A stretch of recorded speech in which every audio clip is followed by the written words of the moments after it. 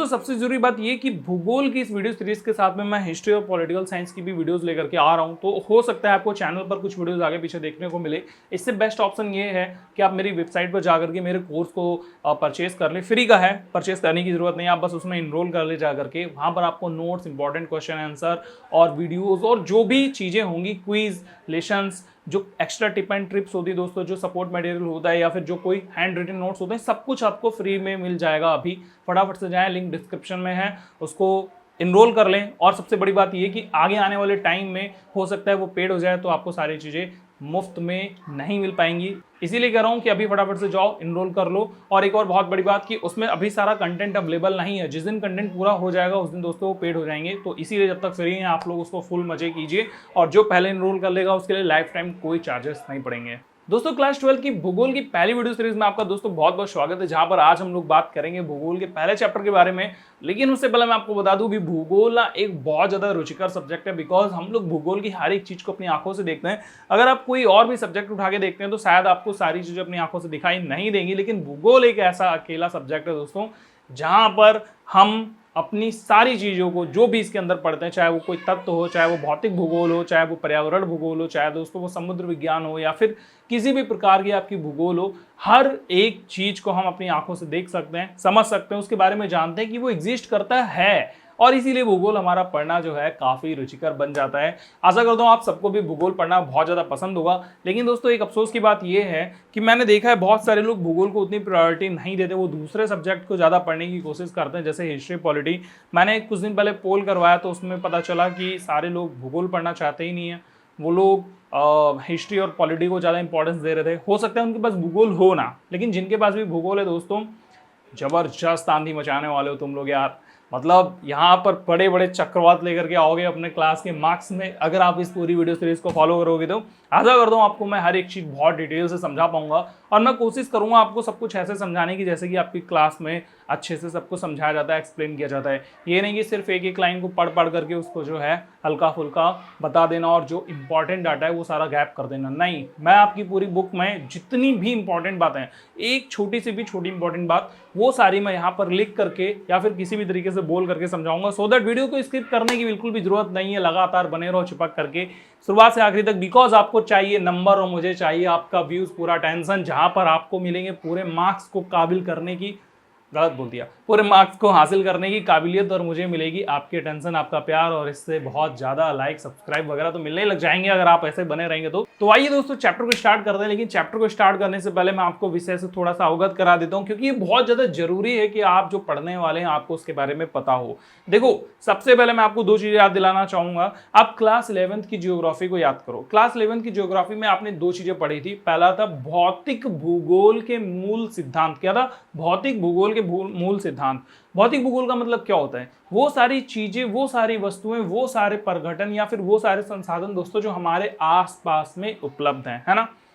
जैसे कि पेड़ हो गया, नदी हो गया, नाले हो गया, इसके अलावा वन्य जीव हो गए दोस्तों, यहाँ पर जमीन हो गई हमारी, सूरज हो गया, पृथ्वी हो गया, चांद हो गया, तारे हो गए, ये सारी चीजें भौतिक वस्तुएं हैं हम लोगों के लिए।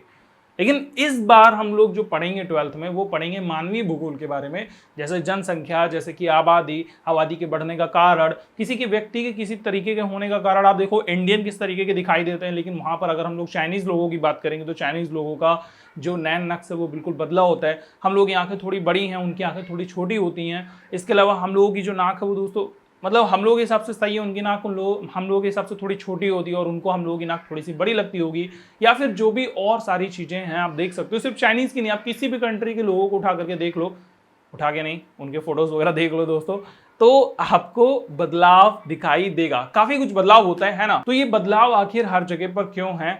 हम लोगों को पता है कि अगर हम लोग अपनी अपनी जगहों को बदलेंगे, या फिर हमारी पूरी जो पीढ़ी आने वाली है दोस्तों, अगर वो जगह को परिवर्तित करती है, देश परिवर्तित करती है, तो फिर होता है बहुत बड़ा परिवर्तन हमारे आने वाले जीन्स में। रीज़न क्या होता है? रीज़न उसका भौतिक जो वातावरण होता है दोस्तों, वो होता है। तो भौतिक वस्तुओं से दोस्तों मानवीय चीज़ें जो हैं, मानवीय संगठन, मानवीय परिदृश्य, सब कुछ बदल जाता है। जैसे आप ठंडे इलाके में चले जाएंगे तो आपकी स्किन थोड़ी सी व्हाइट होने लग जाएगी, अगर आप गर्म इलाके में चले जाएंगे तो आपकी स्किन थोड़ी सी डार्क होने लग जाएगी। ये सब कुछ क्या है? वातावरण का प्रभाव है ना। एक और जिंदा उदाहरण पर थोड़ा सा गौर फरमाओ। यूपी का क्षेत्रफल कितना है? 2,43,000 स्क्वायर किलोमीटर के आसपास में, ठीक है। और यहाँ की जनसंख्या कितनी है? तकरीबन 24 करोड़ के आसपास में 2021 के अनुसार, ठीक है, 2021 इंटरनेट पे कर लेना, एग्जैक्टली नहीं बता रहा हूँ, राउंड फिगर बता रहा हूँ। और अगर आप यही चीज रशिया के मामले में देखेंगे, रशिया मतलब रूस, यूपी कहाँ इतना छोटा सा है और रूस इसके आगे इतना बड़ा है दोस्तों। उसकी जो क्षेत्रफल है वो है तकरीबन दोस्तों 1,71,00,000 किलोमीटर स्क्वायर के आसपास में, ठीक है। ये भी राउंड फिगर मैंने बताया, एग्जैक्टली नहीं है, थोड़ा सा देख लेना ऊपर नीचे होगा। और वहीं पर अगर आप वहां की जनसंख्या देखेंगे तो वो है तकरीबन 14 करोड़ के आसपास में। इसका मतलब ये हुआ कि एक तरफ में इतनी छोटी जगह पे करोड़ों लोग बसे हुए हैं, दूसरी तरफ में इतनी बड़ी जगह पर दोस्तों मात्र 14-15 करोड़ लोग बसे हुए हैं। तो इसका मतलब ये हुआ कि उनके जो पड़ोसी भी होंगे दोस्तों वो किलोमीटर किलोमीटर की दूरी के आधार पर बसे होंगे। तो इसका मतलब ये है कि एक तरफ में बहुत घनी आबादी है, सघन आबादी है, उनका घनत्व तो बहुत ज़्यादा है, दूसरी तरफ में आबादी जो है वो बहुत वितरित है, दूर है, फैलाव में है। तो ये सारी चीज़ें क्यों हैं, इन सारी चीज़ों का अध्ययन करना ही दोस्तों मानव भूगोल के अंतर्गत में आता है। तो हम यही सारी चीज़ें इस मानव भूगोल के पूरे चैप्टर में, यानी कि जितने भी चैप्टर हैं इन सारी चीज़ों में पढ़ने वाले हैं। हम बस्तियों के बारे में पढ़ेंगे, हम जनसंख्या के बारे में पढ़ेंगे, हम घनत्व के बारे में पढ़ेंगे, हम उनके कार्यों के बारे में पढ़ेंगे कि कौन कौन से कार्य। हम दोस्तों साथ में विकास के बारे में जानेंगे कि किन कार्यों से कौन से लोग विकसित होते, कौन से लोग विकसित नहीं होते। बहुत सारे ऐसे दुनिया में जगह हैं जहाँ पर आबादी की कोई कमी नहीं है लेकिन फिर भी वो विकसित नहीं हो पाए, और बहुत सारी ऐसी जगह जो जहाँ पर दोस्तों आबादी नाम मात्र की लेकिन फिर भी वो बहुत ज्यादा विकसित है। तो ये सब कुछ आप कब पढ़ पाएंगे, कब समझ पाएंगे? अर्थव्यवस्था तो है, अर्थव्यवस्था तो इसको पढ़ने के लिए है। मैं ये नहीं कर रहा हूं आप ये सारी चीजें अर्थव्यवस्था में नहीं पढ़ सकते हैं, ठीक है। अर्थव्यवस्था में इनके इकोनॉमिकल फैक्टर पढ़े जाते हैं, लेकिन दोस्तों उसके जियोग्राफिकल फैक्टर क्या है? क्या भूगोल इन सारी चीजों को प्रभावित करता है? क्या भूगोल से ऐसी सारी चीजें परिवर्तित हो सकती हैं जैसे कि किसी जगह की आबादी बढ़ना, किसी जगह की जो आबादी है वो घटना? मान के चलो एक पहाड़ है, ठीक है, और एक पहाड़ पर एक फैमिली जाती है और बसती, दोस्तों वो कितने दिन सर्वाइव कर पाएगी? क्या उसके पास में दूसरी फैमिली जाएगी वहां पर रहने के लिए? क्यों? क्योंकि ना तो पहाड़ पे अच्छा सा पानी होगा, ना तो पहाड़ पे अच्छे से उनको रहना घूमना फिरना होगा, ना तो पहाड़ पे अच्छे से उनको खाना मिल पाएगा। सब कुछ लेने के लिए उनको नीचे आना पड़ेगा, ऊपर आना पड़ेगा। ये काफी मुश्किल भरा काम है। तो वहां पर हो सकता है बहुत कम लोग रहें या फिर किसी की जरूरत रहे तो ही रह जा करके, है ना। लेकिन वहीं पर अगर हम लोग एक गांव की, एक शहर की बात करेंगे जो कि समतल है, तो आप देखोगे वहां पर फटाफट मतलब 5 साल के अंदर पूरा गांव जो है बिल्कुल फुल हो जाएगा, शहर जो है बिल्कुल फुल हो जाते हैं। क्यों? क्योंकि वहां पर सारी जरूरत की चीजें हैं। इकोनॉमिकल तो बाद में आएगा, क्योंकि इकोनॉमी तो पहले ज्योग्राफी से बनता है ना। ज्योग्राफी के कारण वहां पर पेड़ है, संसाधन है, वहां पर दोस्तों नदी है, नाले हैं, पहाड़ है, हर एक चीज है जो इंसान को चाहिए। तो इसीलिए मानव भूगोल पढ़ना काफी जरूरी है, जो आपको सारी चीजों के बारे में विस्तारित रूप से बताएगा। अब देखो यहाँ पर बहुत सारे लोग होंगे ऐसे आप में से जो कुछ पढ़ने वाले होंगे, और कुछ ऐसे लोग होंगे जो नहीं पढ़ने वाले होंगे, वो केवल वीडियो को देख रहे होंगे, या फिर जो भी हो। अगर आप ध्यान से इस वीडियो को देख रहे हो दोस्तों तो आपको काफ़ी कुछ अच्छे से समझ में आएगा। लेकिन अगर आप थोड़ा भी ध्यान भटकाते हो तो डेफिनेटली मैं कह सकता हूँ कि आपको ये पूरी जो क्लासेज है वो सारी बोरिंग लगने लग जाएंगी। लेकिन दोस्त मेरे, आगे आपको फ्यूचर में करना क्या है? आगे आपको जॉब चाहिए, आगे आपको बिजनेस चाहिए, आगे आपको जो है अपनी कोई एम्पायर खड़ा करना है, कोई फैक्ट्री खड़ी करनी है, कुछ भी करना है, आपको जियोग्राफिकल डाटा जरूरी होगा, चाहिए ही होगा, हर एक क्षेत्र में चाहिए होगा। अगर आप निकम्मे भी बैठे रहेंगे तो भी दोस्तों आपको जियोग्राफिकल डाटा इंपॉर्टेंट होगा। आप अगर बता सकते हैं कमेंट बॉक्स में क्यों, तो मेरे को कमेंट करके जरूर बताना कि जियोग्राफिकल डाटा जो होता है, यानी जो भौगोलिक डाटा होता है, कौन लोग कहाँ के, कितने, क्यों, उनके पास क्या प्रॉब्लम है, क्या प्रॉब्लम नहीं है, वो क्यों जरूरी होगा एक निकम्मे बैठे हुए इंसान के लिए, मुझे कमेंट करके जरूर बताना, ठीक है। अब स्टार्ट करते हैं दोस्तों हम लोग चैप्टर को। बहुत देर तक हमने बहुत सारी बातें कर ली। अच्छा, मेरे को एक बात और बता देना कमेंट करके कि ये जो मैं सारी चीज़ें चैप्टर के स्टार्ट होने से पहले इंट्रोडक्शन देना पसंद करता हूँ, मतलब मुझे पसंद है। पहली क्लास मेरी ऐसे ही चली जाती है जब मैं किसी बच्चे को कोई नया चैप्टर पढ़ा रहा होता हूँ, तो बच्चा मतलब पूरी जो हमारी क्लासेस लगती है दोस्तों उसमें, तो इसीलिए ताकि आप पूरे चैप्टर का बेस समझ सकें, इसलिए जरूरी है। आप बताना आपको पसंद आता है कि नहीं। अगर आप बताओगे नहीं पसंद आता है तो मैं फिर डायरेक्टली चैप्टर पढ़ाना स्टार्ट कर दूंगा, सीधा आऊँगा चैप्टर स्टार्ट, ठीक है। बेसिक समझाना जरूरी होता है। तो दोस्तों यहाँ पर हम लोग क्या करने वाले हैं, यहाँ पर हम लोग पढ़ने वाले हैं भूगोल के बारे में। पहला चैप्टर है हमारा मानव भूगोल। भूगोल क्या होता है? भूगोल समाकलनात्मक और अनुभाविक और व्यावहारिक होता है, इसीलिए भूगोल एक बहुत बड़ा एक विषय बन जाता है। अब यहाँ पर इसका मतलब ये है समाकलनात्मक, अनुभाविक और व्यावहारिक, मतलब आप भूगोल में दोस्तों कई सारे विस्तृत चीज़ों को देख सकते हैं, ठीक है। सारे विषय, सारी चीज़ें दोस्तों भूगोल से ही जन्मी हुई हैं। चूंकि पृथ्वी हमारे मानवों का घर है, हमारी जितनी भी जरूरत की चीज़ें होती हैं दोस्तों वो सारी पृथ्वी पर मिलती हैं। इसीलिए दोस्तों इसके बारे में अनुभव करना, इसका नॉलेज रखना, इसके बारे में समझना परखना और एक दूसरे को इसके बारे में बताना। फिर जो व्यावहारिक शब्द का मतलब यहाँ पर ये लगा होता है, क्योंकि ये हमारे व्यवहार में, चलन में, हर एक चीज पृथ्वी से जुड़ी हुई है। भूगोल हमारे डेली लाइफ से जुड़ा हुआ है। हम भूगोल से पृथक रह ही नहीं सकते। भूगोल के नॉलेज के बिना हम लोग दोस्तों काफी कुछ अधूरे पड़ जाएंगे। इसीलिए लिखा हुआ है यहाँ पे कि भूगोल आपका समाकलनात्मक है, अनुभाविक है और व्यवहारिक है, यानी कि हमारे लिए बहुत इंपॉर्टेंट है कुल मिलाकर के। ठीक है, दुनिया की कोई भी घटना हो, चाहे वो कैसी भी घटना हो दोस्तों, उसका भौगोलिक अध्ययन किया जा सकता है, बशर्ते अगर उसमें दिशा और काल की जरूरत पड़ जाए तो, और अगर नहीं भी पड़ेगी तो भी आप भौगोलिक अध्ययन कर सकते हो। जैसे कि बहुत सारे उदाहरण होंगे, आपने यूट्यूब पे या कहीं और भी सुना होगा कि बहुत सारी ऐसी विश्व में जगह हैं जहाँ के ऊपर से प्लेन नहीं गुजर सकता। क्यों नहीं गुजर सकता? बहुत बार ऐसा होता है कि आप देखते होंगे कि किसी खराब मौसम में प्लेन नहीं उड़ सकता। भाई प्लेन तो ऊपर उड़ेगा, प्लेन मौसम का क्या काम है? या फिर बहुत सारी ऐसी चीज़ें कि कोई दुर्घटना हुई तो हुई क्यों? क्या वहाँ पे ट्रैफिक ज़्यादा था? क्या वहाँ पे आबादी ज़्यादा थी? आबादी है तो क्यों है? हर एक घटना जो है वो भूगोल से जुड़ी हो सकती है। तो इसीलिए दोस्तों चाहे कैसी भी घटना हो, उसका भौगोलिक अध्ययन जो है वो किया जा सकता है। आगे क्या लिखा हुआ है? पृथ्वी के दो रूप हैं। क्या आप ऐसा मानते हैं? अगर आप देखेंगे पृथ्वी को तो वो आपको दो रूप में दिखाई देगी। कुछ लोगों को दिखाई दे सकती है, कुछ लोगों को दिखाई नहीं देगी। अगर आपको भौगोलिक पृथ्वी जो है हमारे दो रूपों में दिखाई दे रही है, जैसे कि पहली प्रकृति और दूसरी जीवन। प्रकृति का मतलब हो गया आप पेड़ वेड़ को लेकर के, नदी नाले, पहाड़, ये जो हमारा एटमॉस्फेयर है, गैसेज यहाँ की दोस्तों, जो जमीन है, जो थल है, जो जल है, जो वायुमंडल है, इन सबको अगर आप देखेंगे तो ये हैं भौतिक वस्तुएं, ये हैं भौतिक संसाधन जो पृथ्वी का एक रूप है ना। पृथ्वी का एक दूसरा रूप भी है, वो है जीवन का रूप, क्योंकि पूरे ब्रह्मांड में हमें अभी तक की खोजों के अनुसार जो जीवन मिला है वो सिर्फ हमारी पृथ्वी पर है। इसके अलावा कहीं और जीवन अभी तक हमें नॉलेज में नहीं है। होगा अलग की बात है, उस बात को इग्नोर करना, ये मत बोलना कि एलियन थे पूरी तरीके से इग्नोर करो। ठीक है, हम लोग बस ये देखेंगे पृथ्वी पर ही जीवन पाया जाता है, इसीलिए हम पृथ्वी का दूसरा रूप जीवन के रूप में बोलते हैं। ठीक है, तो मैंने यहाँ पर लिखा है प्रकृति जो है दोस्तों वो भौतिक भूगोल के में अंदर आ जाती है। ठीक है, प्रकृति को हम भौतिक भूगोल भी बोल सकते हैं, और दूसरा यहाँ पर जो मानव भूगोल है वो जीवन का रूप है। तो क्या ये दोनों अलग अलग पृथ्वी के विषय हो सकते हैं? क्या इन दोनों को अलग अलग रखना चाहिए? क्या ये दोनों पृथ्वी के अलग अलग तत्व हैं? आप मेरे को कमेंट करके बताओ अभी। ठीक है, फिर आगे की वीडियो प्ले करना। अब हम लोग समझते हैं मानव भूगोल क्या होते हैं। जैसे कि मैंने आपको पहले ही बता दिया मानव भूगोल कितना इंपॉर्टेंट है हमारे लिए। ठीक है, तो वही चीज यहाँ पर दोस्तों लिखी हुई है कि भौतिक और प्राकृतिक, ठीक है, मतलब इन दोनों के मिले जुले रूप को और मानवीय जगत को। ठीक है, मानवीय जगत मतलब हम इंसान लोग क्या करते हैं। हम इंसान लोग चाहे जैसे भी हों, हमने घर बनाया है, हमने नदी, हमने घर बनाया है, हमने दोस्तों मकान बनाए हैं, रोड, सड़कें, बिल्डिंग, रेल की पटरी, ट्रेन, सब कुछ जो भी बनाया है वो प्रकृति से बनाया है ना। तो यहाँ पर पहला तो हो गया दोस्तों हमारा भौतिक, ठीक है, जिसमें पेड़, नदी, नाले, पहाड़ वगैरह आ जाते हैं, और दूसरा हो गया दोस्तों मानवीय जगत, क्योंकि इन सारी चीज़ों से मानवीय जगत जुड़ा हुआ है। इसीलिए यहाँ पर कहा गया है कि मानव भूगोल का मतलब है भौतिक, प्राकृतिक, या फिर मानव भूगोल का मतलब है भौतिक या प्राकृतिक और मानवीय जगत। मतलब ये दोनों तो एक ही चीज है, बस उसको कहने का तरीका अलग है। ठीक है, तो मैं सीधा एक ही शब्द बोलता हूँ ताकि आप कंफ्यूज ना हो। मानव भूगोल का मतलब है भौतिक और मानवीय जगत के बीच में मानवीय परिघटनाओं, ठीक है, का स्थानिक वितरण।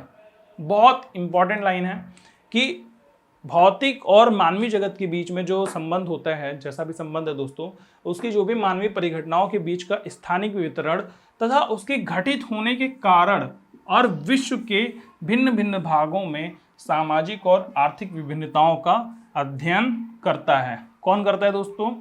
मानव भूगोल अध्ययन करता है। इसका हिंदी का तात्पर्य मैं आपको बताता हूँ, मतलब हिंदी में ही लिखा है लेकिन मैं उसको एक्सप्लेन करके आपको समझाता हूँ कि देखो दुनिया में जितने भी कारण हैं, ठीक है, कि देखो दुनिया में जितनी भी भौतिक वस्तुएं हैं, चाहे नदी, नाले, पहाड़, ठीक है, मैदान, घास, पेड़ पौधे, वन्य जीव जगत, सब कुछ मिला करके मानवों से उनका एक रिलेशन है। मानव उनका अपने कार्यों के लिए प्रयोग करता है, और इन दोनों के बीच का जो रिलेशन है, जो संबंध है, ठीक है, वो स्थानानुसार होता है, किसी किसी विशेष स्थान पर होता है। जैसे आप देख लो काली मिर्च कहाँ उगती है, सेब कहाँ उगता है, अंगूर कहाँ उगते हैं, ठीक है, आपके घर के आसपास में सब कुछ नहीं उगते। क्यों? क्योंकि एक अलग स्थान है, एक अलग वातावरण है। तो यहाँ पर स्थानिक विवरण या फिर उनके घटित होने के कारण, चाहे वो कारण कोई भी हो, चाहे भूकंप आ रहा है तो क्यों आ रहा है, भूकंप आने के बाद में हमारी क्या प्रतिक्रिया है, हम उससे कैसे जुड़े हुए हैं, इन सारी चीजों को, इसके अलावा कोई भी घटना हो सकती है दोस्तों, सांस लेना, ठीक है, बांध बनाना, बांध से बिजली पैदा करना, ये सब कुछ मानव और प्रकृति के बीच में ना रिलेशन है इन सबका। आप इन दोनों को अलग नहीं कर सकते। मानव प्रकृति के साथ में ही खेलता है, चाहे बांध बनाना कह लो, चाहे ट्रेन हो दोस्तों, ट्रेन लोहे की है, लोहे को निकाल करके वहां से थोड़ा थोड़ा मोड़ मार करके उसमें चीजें वगैरह मिला करके एक अलग सा रूप दे दिया गया है। क्या है वो, है तो प्रकृति, बस प्रकृति का थोड़ा सा बदलाव किया गया है। मतलब मानव और प्रकृति आपस में अलग नहीं हो पा रहे हैं, तो उनका जो भी घटित होने का कारण हो, ट्रेन क्यों बनी हुई है दोस्तों, ऐसे कोई भी कारण, और विश्व की जितनी भी अलग अलग भागों में, चाहे कोई भी समाज हो, कोई भी उनका आर्थिक स्थिति हो, ठीक है, कोई भी आर्थिक स्थिति का मतलब आप किसी एक गरीब कंट्री को देख सकते हो जहां पर बिल्कुल भी पैसा नहीं है। क्यों पैसा नहीं है, क्योंकि उनके पास संसाधन नहीं है। और बहुत अमीर कंट्रीज को देखो, उनके पास में क्यों पैसा है, क्योंकि उनके पास में संसाधन है। और वहीं पर दोस्तों बहुत सारे देशों में संसाधन होते भी हैं, लेकिन उसके बावजूद भी वहां पर किसी और कारण से या फिर उनके पास में ज्ञान की कमी के कारण संसाधनों का मौद्रीकरण अभी तक नहीं हो पा रहा है, जिसके कारण वो पीछे रह जाते हैं। तो यहाँ पर जो आपकी ओवरऑल मैं कहना चाहता हूं कि जो भी हमारा परिवेश है दोस्तों, जो भी हमारा पर्यावरण है, जो हमारी प्रकृति है, भौतिक प्रकृति, उसका मानवीय जगत के साथ में बहुत अच्छे से रिलेशन, उनके बीच में सामाजिक और आर्थिक विभिन्नताओं के कारण या फिर कोई और घटना के घटित होने के कारण, इन सारी चीजों के बारे में हमें मानव भूगोल में पढ़ना होता है। बहुत हमने बात कर ली मानव भूगोल की, अब हम ये समझते हैं कि हमारी जो भूगोल है, ठीक है, भूगोल का जो मुख्य संबंध होता है दोस्तों, वो होता है पृथ्वी से। ठीक है, भूगोल पृथ्वी को ही बोलते हैं, क्योंकि भूगोल का जो विषय वो क्योंकि भूगोल का जो विषय है दोस्तों वो पृथ्वी से ही जुड़ा हुआ है। भू माने पृथ्वी, गोल मतलब वो गोल है, इसीलिए उसका अध्ययन करना भूगोल कहलाता है।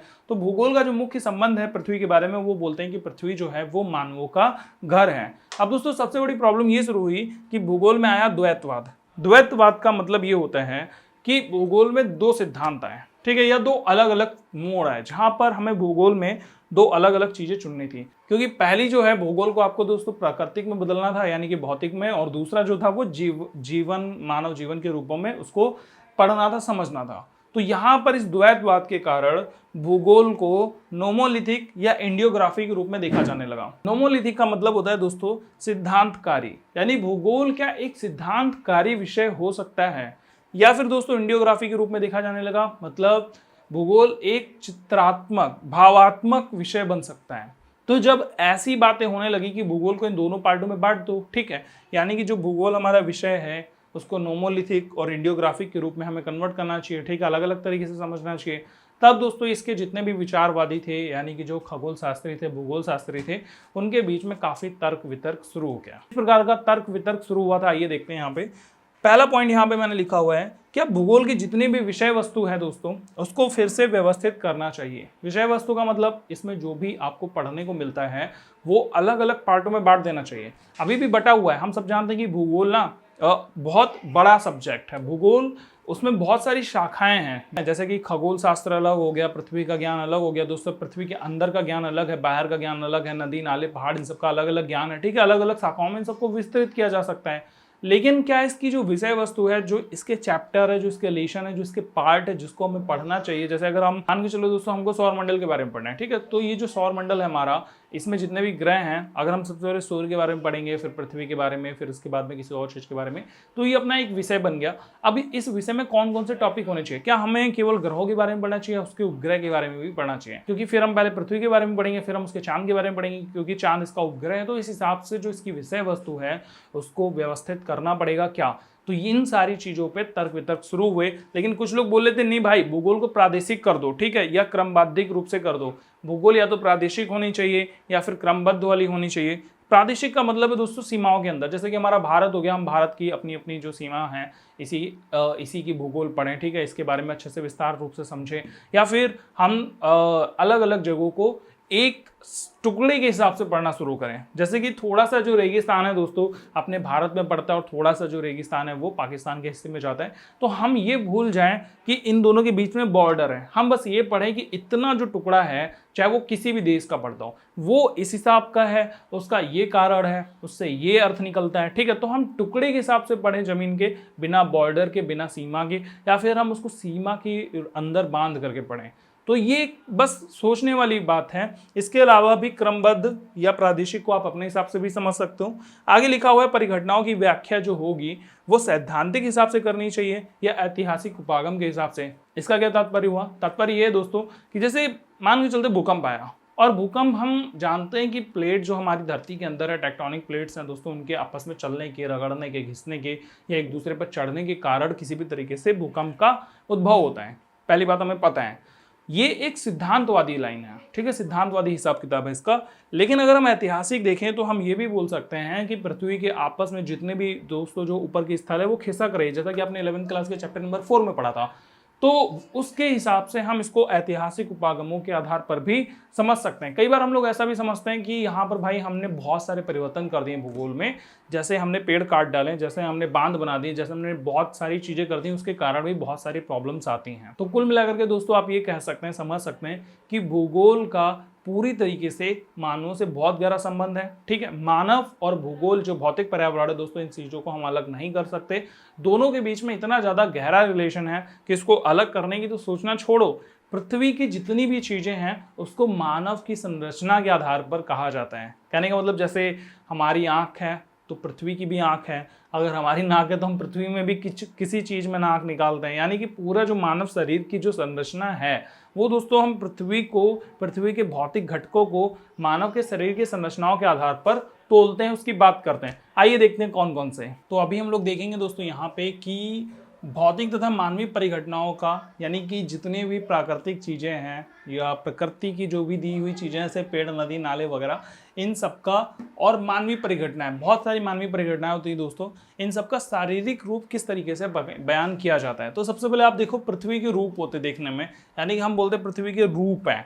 रूप का मतलब समझ रहे हो दोस्तों, यहाँ पे जैसे इंसानों का रूप होता है, हम सबका रूप होता है। अगर आप किसी लड़की को देखोगे ना तो उसके भी रूप होते हैं। आप सुबह सुबह किसी लड़की को देख लो तो सुबह सुबह वो जो लड़की होगी बिल्कुल जब सो करके जगेगी तो वो एकदम भूत के जैसी दिखाई देगी, ठीक है। आपको भूत में और रियल लड़की में कोई अंतर नजर नहीं आएगा, बिकॉज वो एकदम भूत बन जाती हैं सारी की सारी। जो मेरे परिवार में मेरी बहन वो भी ऐसी होती है सुबह सुबह, लेकिन उसके बाद में फिर वो तैयार होती हैं, अच्छे से दिखती हैं, उसके बाद में फिर वो ठीक दिखने लग जाती हैं। तो कुल मिलाकर के कहने का मतलब ये है कि लड़कियों के बहुत सारे रूप होते हैं, तो यहाँ पर भी हमें पृथ्वी के बहुत सारे रूप देखने को मिलते हैं। फिर दोस्तों हम लोग बोलते हैं ना कि तूफान की आँख कहाँ से है। तूफान की आँख शब्द का प्रयोग करते हैं। आँख का मतलब हो गया कि तूफान कहाँ से चल रहा है, उसका उद्गम स्थान कहाँ से। इसी तरीके से हम लोग तूफान के बारे में बात करते हैं, तूफान किस जगह पर प्रहार कर रहे हैं, तो ये सब कुछ तूफान की आँख कहलाता है। फिर हम लोग नदी का मुख बोलते हैं कि ये नदी का मुख है। हिम नदी का प्रोथ बोलते हैं, प्रोथ का मतलब होता है नाक दोस्तों, ठीक है। और जल डमरू मध्य की हम ग्रीवा के बारे में बात करते हैं। ऐसे मिट्टी की परिच्छेदिका के बारे में बात करते हैं, मैंने परिच्छेदिका 2 बार लिख दिया है। तो मिट्टी की हम लोग दोस्तों परिच्छेदिका की बात करते हैं। या फिर ये तो सारी देखो, ये सब कुछ क्या है, ये सब कुछ पृथ्वी की चीजें हैं, प्राकृतिक चीजें हैं, ठीक है। तो हम इनको भी मानव की चीजों से तोलते हैं। तूफान का रूप, भाई तूफान का रूप, सॉरी पृथ्वी का रूप कहाँ होता है, ठीक है। ऐसे तूफान की आँख कहाँ होती है, लेकिन हम लोग उसको मानव शरीर के रूप में तोलते हैं, उसी के हिसाब से हम लोग उसको विस्तारित करते हैं, यानी कि उसके बारे में बात करते हैं। अगर हम लोग कुछ मानवीय घटनाओं के बारे में बात करें, जैसे कि किसी प्रदेश का बनना, किसी नगर का बनना, तो दोस्तों यहाँ पर बहुत सारे ऐसे भौगोलिक शास्त्री हैं जो प्रदेशों को और नगरों को सजीव चीज़ों के बारे में बताते हैं। जैसे बहुत सारे नगर होते हैं दोस्तों, वहाँ पे आबादी बढ़ रही होती है, ठीक है, तो बोलते हैं सजीव है, वृद्धि कर रहा है। नगर क्या कर रहा है, वृद्धि कर रहा है। क्यों? क्योंकि जैसे मनुष्य वृद्धि करता है वैसे ही नगर भी वृद्धि कर रहे हैं। थोड़े समय बाद में उस नगर की आबादी एक समय ऐसा आता है कम होने लग जाती है।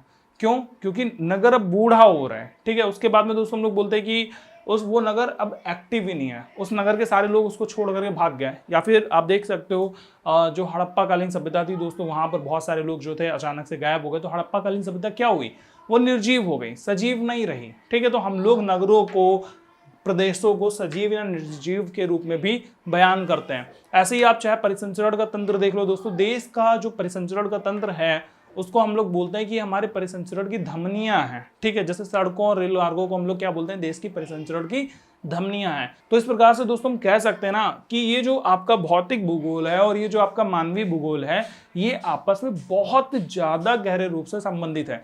इन दोनों को अलग करना पॉसिबल ही नहीं है, ठीक है। आप मानव भूगोल को बिना भौतिक चीजों के पढ़ ही नहीं सकते, समझ नहीं सकते। और अगर आपको वहीं पर मानव भूगोल पढ़ना है तो आपको दोस्तों वहां पर भौतिक वस्तुओं के बारे में, भौतिक चीजों के बारे में, भौतिक संसाधनों के बारे में बहुत अच्छे से पता होना चाहिए। आइए दोस्तों अब हम लोग अपने अगले हेडिंग में चलते हैं। हमारी अगली हेडिंग है मानव भूगोलों की प्रकृति, मतलब मानव भूगोल है ये कैसा होता है, इसका मुख्य कारण क्या होता है, इसकी मुख्य चीजें क्या। देखो हमने इतनी देर से मानव भूगोल को समझने की कोशिश करी कि आखिर ये उचित है तो क्यों है। मतलब ऐसा होता है, देखो मैं आपको बता रहा हूं कि हमें कोई भी सब्जेक्ट पढ़ने से पहले उसके बारे में अध्ययन करना पड़ता है कि ये सब्जेक्ट की विशेषताएं क्या है, वो सब्जेक्ट है तो क्यों है। ये जो अध्याय है अभी तक आपको यही सब बताने की कोशिश कर रहा था कि भाई मानव भूगोल हमारे लिए क्यों इंपॉर्टेंट है।